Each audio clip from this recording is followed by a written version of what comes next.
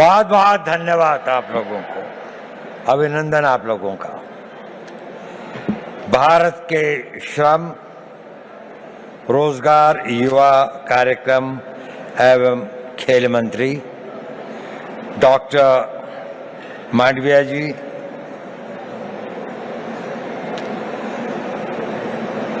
इस विभाग की सचिव श्रीमती पल्लवी गोयल, क्षमा कीजिएगा, और हमारी मिनिस्टर ऑफ स्टेट रक्षा खड़से जी और एडिशनल सेक्रेटरी श्री मिश्रा जी, प्रतिष्ठित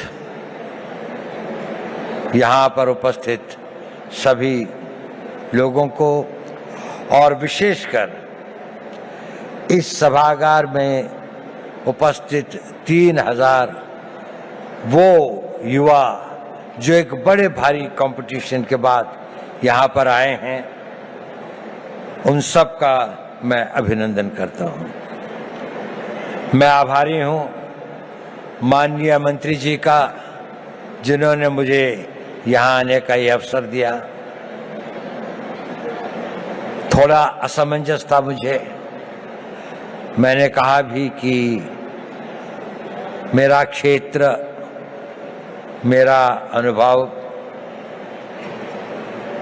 यूथ के साथ उम्र का एक बड़ा भारी गैप, आप लोगों में से अधिकतर मेरे से 60 वर्ष से अधिक छोटे हैं। मैं स्वाधीन भारत में नहीं, उस भारत में पैदा हुआ था जब भारत स्वाधीन नहीं हुआ था। तो मैं आपसे क्या बात कर सकता हूं? क्या चीज है जिस विषय पर मैं आप लोगों से बातचीत कर सकूं? जब मेरा यौवन था तो उसको मैं भूल चुका, बहुत समय हो गया, और जो आपका युवा काल है उसके अंदर इतना परिवर्तन आ चुका है कि मुझे कई चीजों का ज्ञान भी नहीं है। लेकिन एक चीज बड़ी कॉमन है, मैं जब युवा भी था और आज भी,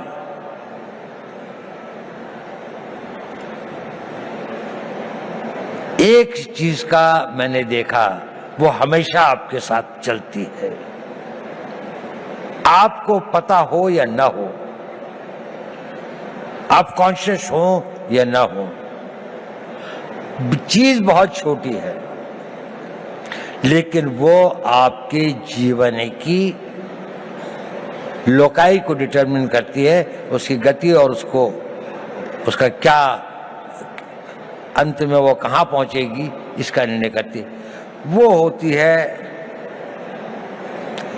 आपके निर्णय लेने की क्षमता। आप सभी निर्णय लेते हैं। युवा को अपने रोजमर्रा की जिंदगी में छोटे निर्णय और बड़े निर्णय करने पड़ते हैं, और जैसे जैसे आप बढ़ते जाएंगे, छोटी सी बात से और बड़े बड़े निर्णय आप लोगों को ही लेने पड़ेंगे। भारत तो विकसित होगा ही। भारत जिस गति और जिस रफ्तार पर प्रधानमंत्री मोदी जी इसको ले आए हैं, ये एक ऑटो मोड में भी चलेगा और विकसित हो जाएगा। लेकिन प्रश्न यह है कि इस विकसित भारत का नेतृत्व कौन करेगा, वो कितने सक्षम होंगे। और नेता की सबसे बड़ी शक्ति जो होती है, सबसे बड़ा हुनर, सबसे बड़ी योग्यता वो होती है कि वो सही निर्णय लेता है, समय पर निर्णय लेता है, और अपनी पूरी आस्था और उसके साथ उन निर्णयों पर कार्यान्वित करता है। तो अगर आपको भारत के विकसित भारत का नेता बनना है, किसी भी क्षेत्र में हो, साइंस में हो, टेक्नोलॉजी में हो, सिक्योरिटी के क्षेत्र में हो, आपको निर्णय लेने पड़ेंगे, और यह निर्णय लेने की क्षमता आपको अभी से विकसित करनी पड़ेगी। आप लोगों ने बहुत कुछ पढ़ा है, आप भारत के जागृत युवक हैं। निर्णय कैसे लें, बहुत सारे मोटिवेशनल स्पीकर्स बताते हैं। मैं उस बारे में ज्यादा नहीं कहना चाहता।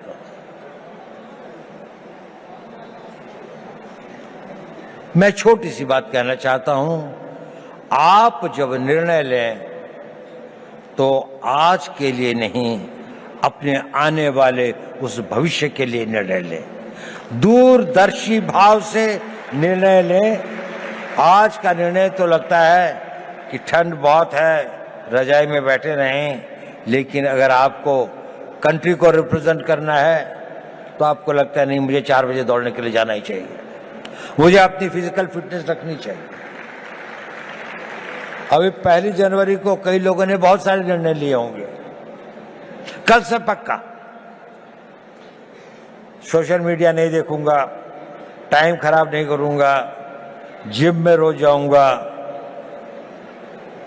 खूब दिल लगा के पढ़ाई करूंगा। कुछ करते हैं, कुछ नहीं करते। सही निर्णय लेना बहुत जरूरी है, बहुत आवश्यक है। अपने निर्णयों को दूरअंदेशी से करें।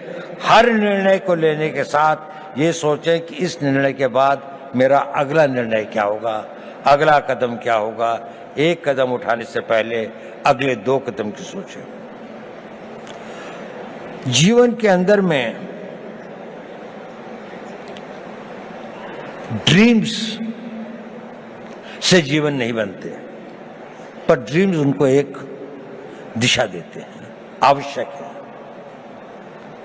उन ड्रीम्स को डिसीजंस में बदलना पड़ता है और उन डिसीजंस को लाइफ की रियलिटीज में बनना पड़ता है। कुछ लोग जो इसे कर पाते हैं वो सक्सेसफुल हो जाते हैं, उन्हें सफलता प्राप्त होती है। बाकी लोग ड्रीम्स के से और डिसीजन तक के कुछ वाक हो जाते हैं, कुछ डिसीजन से इम्प्लीमेंटेशन तक में भटक जाते हैं, तो गंतव्य तक नहीं पहुंचते।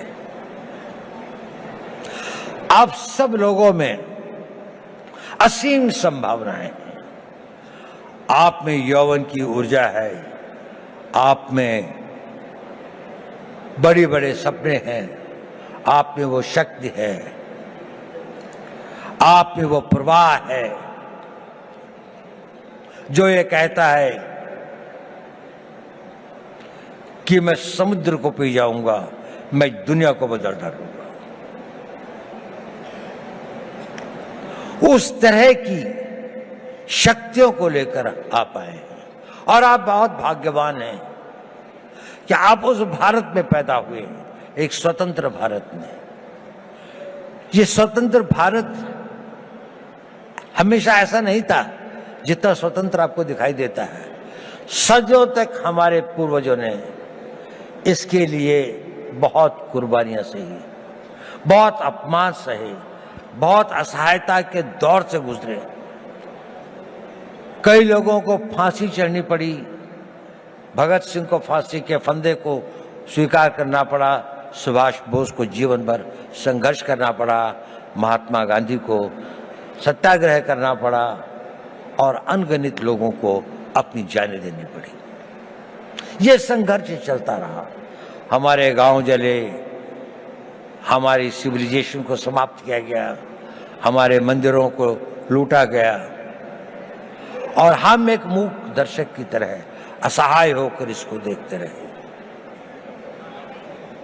यह इतिहास हमें एक चुनौती देता है कि ये उस भारत का आज हर युवक के अंदर वो आग होनी चाहिए कि मैं, प्रतिशोध शब्द अच्छा तो नहीं है, लेकिन प्रतिशोध भी अपने में एक बड़ी भारी शक्ति होती है। हमें अपने इतिहास का प्रतिशोध लेना है। हमने इस देश को फिर वहां पहुंचाना है जहां पर हम अपने हक, अपने विचार और अपनी आस्थाओं के आधार पर एक महान भारत का निर्माण कर सकें। हमारी एक बड़ी विकसित सभ्यता थी, हमने किसी के मंदिर नहीं तोड़े, हमने कहीं जाकर लूटा नहीं, हमने किसी बाहर के लोगों के ऊपर आक्रमण नहीं किया, जबकि सारी दुनिया बहुत पिछड़ी थी। परंतु क्योंकि हम अपनी सुरक्षा और हम अपने आप को समझ नहीं पाए कि हम को क्या खतरे हैं, हम उनके प्रति उदासीन रहे, तो हमें इतिहास ने एक सबक सिखाया। क्या हमने वह सबक सीखा? क्या उस सबक को हम याद रखेंगे? अगर आने वाली पीढ़ियां उस सबक को भूल जाएंगी तो ये इस देश का सबसे बड़ा ट्रेजेडी होगी। सेंट पीटर्सबर्ग के अंदर में एक बहुत बूढ़ा रवि रहता था, यू। वहां का जो बिशप था वो दोनों बहुत दोस्त थे।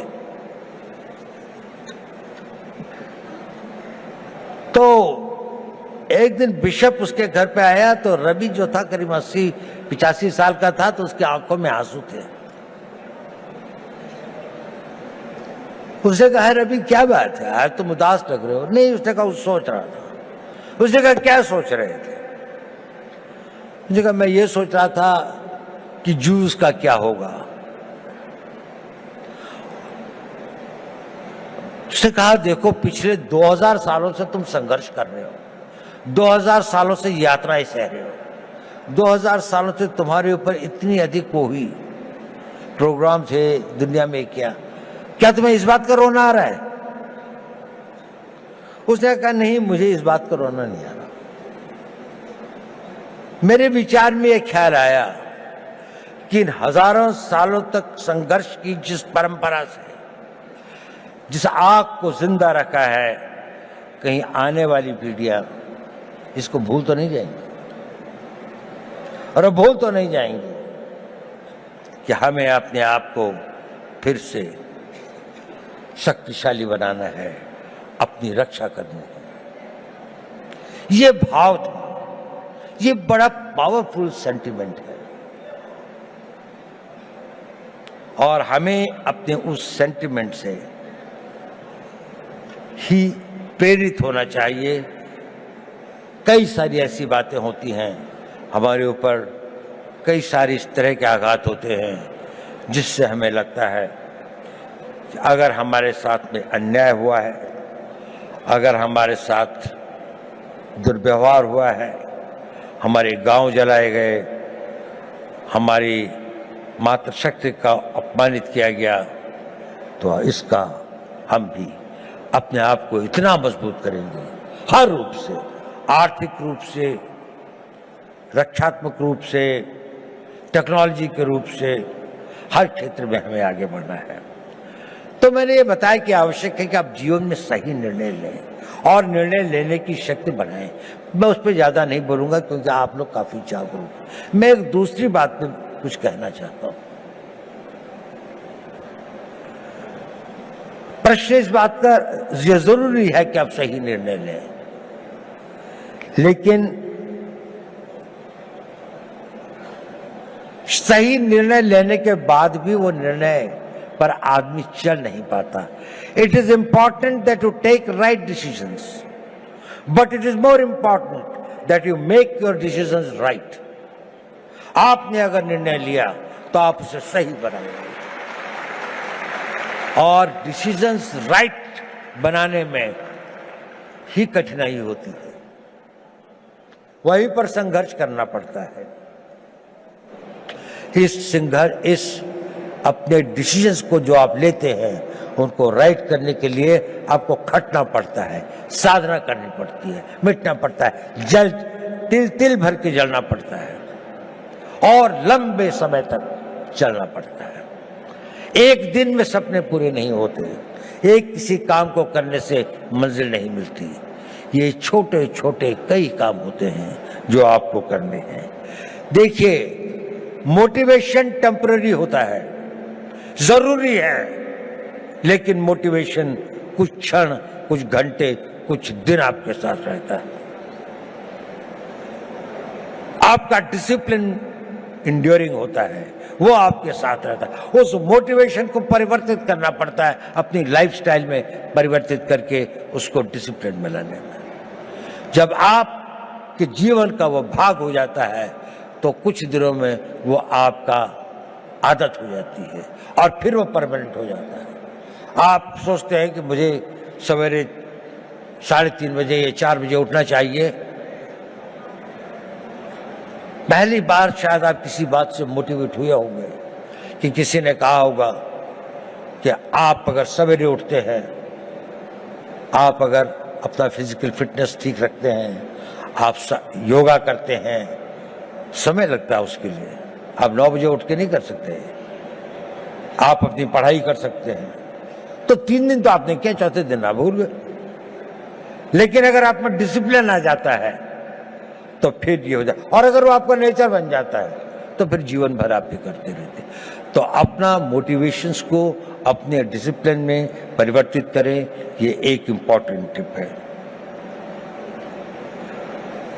ये भी बहुत जरूरी है कि जब आप निर्णय लें तो इसमें जो काम करना होता है उसको पोस्टपोन करने की आदत मत डालें। अगर कोई काम करना है तो वो अभी करना है, आज ही करना है। मैं इसको आधे घंटे के लिए नहीं पोस्टपोन करूंगा। अगर आपने उसको पोस्टपोन किया तो ये भी हैबिट फॉर्मिंग होता है, ये आपकी आदत बन जाएगी और आप जीवन में अच्छे कामों को करने की इच्छा तो होगी, लेकिन आप उसे पोस्टपोन करते जाएंगे। पोस्टपोन मत करिए। दूसरी बात, कभी कभी किसी कारणों से व्यवधान हो भी जाए तो don't quit. Tenacity is a very important power. आपकी लगन, उस लगन के साथ में लगे रहें, क्विट मत करें, सरेंडर मत करें। कष्ट आएगा, रुकावटें आएंगी, तकलीफें आएंगी, ठहरना होगा तो ठहरेंगे, लेकिन ना अपनी मंजिल छोड़ेंगे, ना अपना रास्ता बदलेंगे। आगे बढ़ेंगे तो पूरे जोश के साथ बढ़ेंगे। और एक बहुत बड़ी बात है कि अपने ऊपर विश्वास मत छोड़ें। स्वामी विवेकानंद जी ने कहा था, पुराना धर्म कहता है नास्तिक वो है जो ईश्वर पर विश्वास नहीं करता। नया धर्म कहता है नास्तिक वो है जो स्वयं पर विश्वास नहीं करता। यदि आपको ईश्वर पर विश्वास है तो अपने पर विश्वास करना सीखिए। आप इसको कर सकते हैं। ये शक्ति आप में अपने आप आ जाएगी अगर आप अपने आप को ये करेंगे। मैं आपसे ये सब क्यों कह रहा हूं? इसलिए कि आप भविष्य के नेता हैं। अगर आप भविष्य के नेता हैं तो आपको डिसीजन लेने पड़ेंगे। अगर आपको डिसीजन लेने पड़ेंगे तो आपको उन डिसीजंस को कामयाब बनाने के लिए पूरी आस्था, पूरी कमिटमेंट, पूरी मेहनत, पूरी लगन के साथ समर्पित होना पड़ेगा। लेकिन इसका एक और कारण भी है जो मैं ये बात आपसे कह रहा हूं। ये बात सही है कि नहीं मैं नहीं कह सकता, लेकिन ये मेरे 81 साल के जीवन का अनुभव है। और आप लोगों को गुमराह करने से बड़ा पाप मैं कोई नहीं कर सकता। मैं आपसे एक बात कहना चाहता हूं, ये मेरे अनुभव के आधार पर भी है और मेरा अनुभव मेरे अपने जीवन का नहीं और हजारों लोगों के साथ जो मेरे जीवन का अनुभव रहा उस पर भी। जब आप अपने आप को इस तरह से ढालते हैं, 5 साल का टाइम दीजिए, केवल 5 साल, कि मैं जो निर्णय करूंगा उस पर अटल रहूंगा। 5 साल अगर आपने यह काम किया, आप में एक अद्भुत एनर्जी पैदा होती है। वो होती है आपकी विल पावर। और ये सब जो मैं कह रहा था वो इसलिए कह रहा था, सही निर्णय लें, निर्णय पर अटल रहें, ताकि आप में वो विल पावर पैदा हो सके। और वो विल पावर क्या होती है, मैं आपको छोटी सी कहानी सुनाता हूं। 11 अप्रैल 2011 को हमारे कंट्री की एक नेशनल वॉलीबॉल प्लेयर थी, उनका नाम था अरुणिमा वर्मा। वो वॉलीबॉल के टूर्नामेंट से आई और अपनी परीक्षा देने के लिए दिल्ली से लखनऊ जा रही थी। बरेली के पास कुछ डकैतों ने उस पर हमला कर दिया और लोगों से सामान लूटने लगे। अधिकतर लोगों ने दे दिया। उसके गले में चेन थी, उन्होंने चेन खींचने की कोशिश करी, उसने रेजिस्ट किया, उसने नहीं दी चेन। उन लोगों ने उसे ट्रेन से बाहर फेंक दिया। वो बहुत बुरी तरह से लहूलुहान हो गई। दुर्भाग्य देखिए, उसी समय दूसरी ओर से एक ट्रेन आ रही थी और वो ट्रेन से उसका पांव कट के अलग हो गया। रात के 2 बजे का समय था।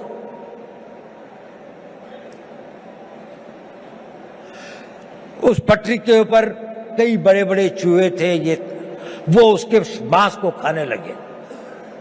वो वेदना में कराह रही थी पर कोई नहीं था। उस सुनसाने में, उस वीराने में कोई नहीं था।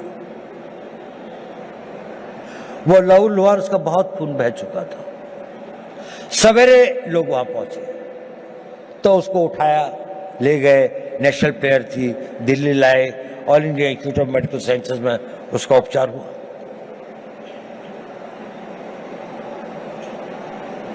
और उसकी पूरी टांग काट दी गई, एम्प्यूट करनी पड़ी।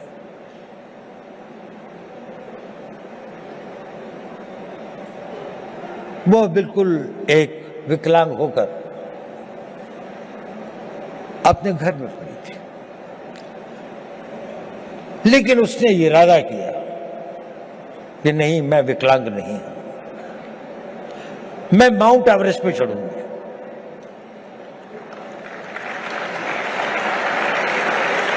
डॉक्टर्स ने कहा कि इस तरह की टांग से तो कोई चढ़ ही नहीं सकता और इसको भी स्टेबलाइज होने में तो कई साल लग जाएंगे। उसने कहा नहीं, मैं तो आज ही से प्रैक्टिस करूंगा।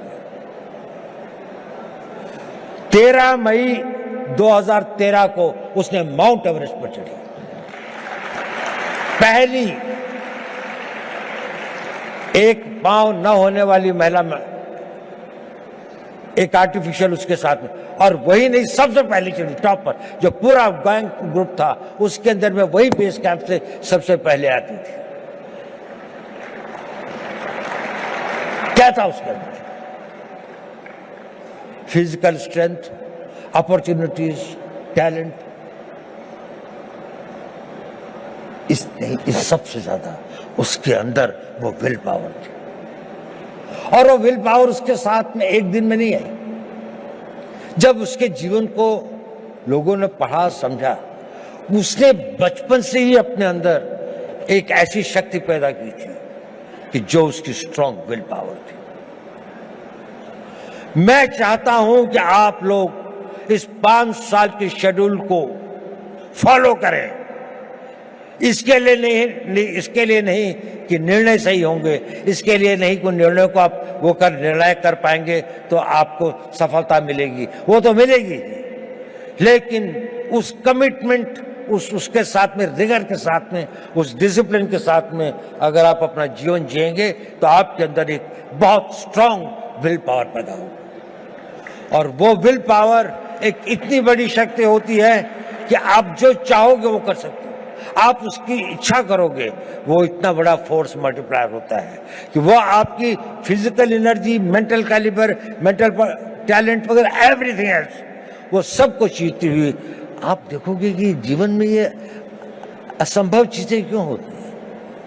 अब तो मेरे अंदर इतनी शक्ति रह भी नहीं गई थी, अब तो शायद मैं नहीं इसके काबिल हूं, लेकिन वही हो जाता है क्योंकि आपके अंदर वो ये डोरमेंट शक्ति ईश्वर अपने द्वारा बनाए हुए हर इंसान में देती है, लेकिन 99% की बिना जागृति खत्म हो जाती है।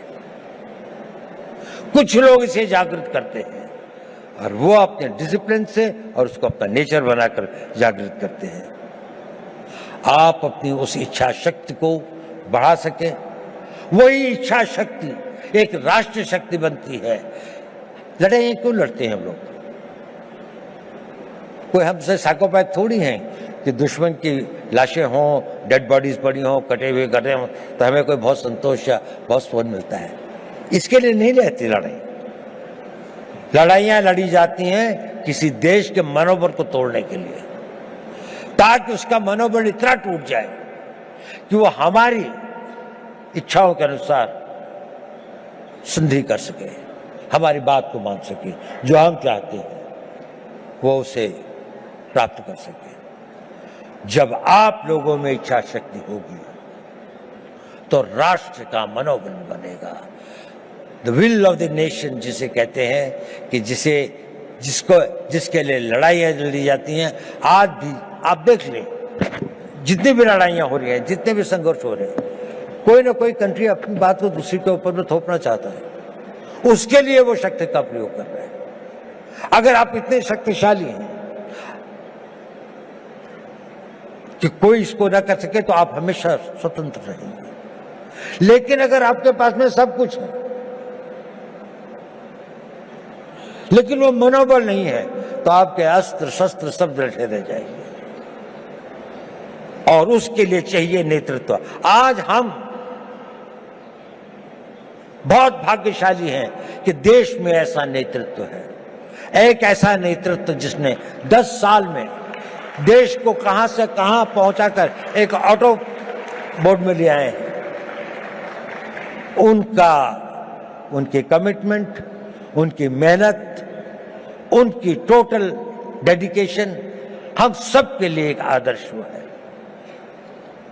देखिए, नेपोलियन बोनापार्ट एक बड़ा भारी योद्धा था। ये आपके लिए रेलेवेंट है क्योंकि आप लोग नेता हैं कल के, आप लोगों ने नेतृत्व करना है। कोई आर्मी का जनरल बनेगा, कोई इंटेलिजेंस का चीफ बनेगा, कोई बहुत बड़ा डॉक्टर बनेगा, कोई इंजीनियर होगा, कोई बड़ा बड़ा एडमिनिस्ट्रेटर होगा, कोई बहुत अच्छा डिप्लोमेट होगा, कोई राजनीतिक नेता भी होंगे कुछ लोग। नेपोलियन एक बात कहता था, I am not afraid of 1000 lions led by a sheep, but I am afraid of 1000 sheep led by a lion. अगर हम 3000 लॉयन पैदा कर दें, नेपोलियन कहता था मुझे 1000 शेरों की फौज से डर नहीं लगता अगर उसका नेतृत्व एक भेड़ का बच्चा कर रहा हो। लेकिन अगर भेड़ों की फौज होगी पर अगर भेड़ों की फौज का भी नेतृत्व करने वाला एक शेर होगा तो मुझे उससे बहुत डर लगता है। क्या इस भारत मंडपम में बैठे 3000 शेर पैदा कर सकते हैं? 3000 वो लोग कर सकते हैं। अगर आप नेतृत्व करेंगे तो देश पीछे चलेगा, जहां आप ले जाएंगे देश वही जाएगा। आज देश कहां जा रहा है? इसकी कल्पना, जिसने इसकी कल्पना करी, मोदी जी ने इसकी कल्पना करी।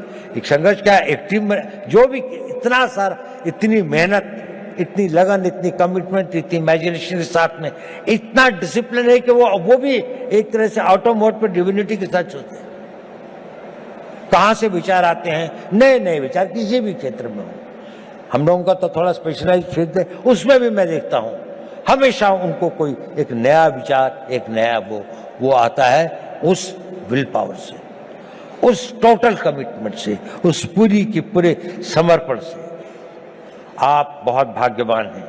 आप एक उस भारत के तो देखेंगे जिसकी हम कल्पना कर सकते हैं।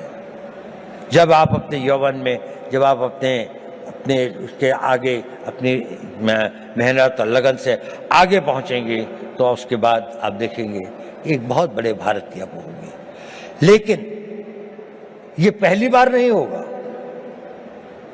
कि भारत के इतिहास में ऐसा हुआ। जब जापान का उदय हुआ तो वेस्ट के अंदर में एक बड़ी बहस चली कि क्या एशियन कंट्री कोई जो है वो वेस्टर्न कंट्री से आगे निकल सकता है। तो मैलिस एंडरसन करके एक हिस्ट्री के कैम्ब्रिज यूनिवर्सिटी के अंदर में एक हेड ऑफ द डिपार्टमेंट थे, उनसे कहा गया कि एक स्टडी की जाए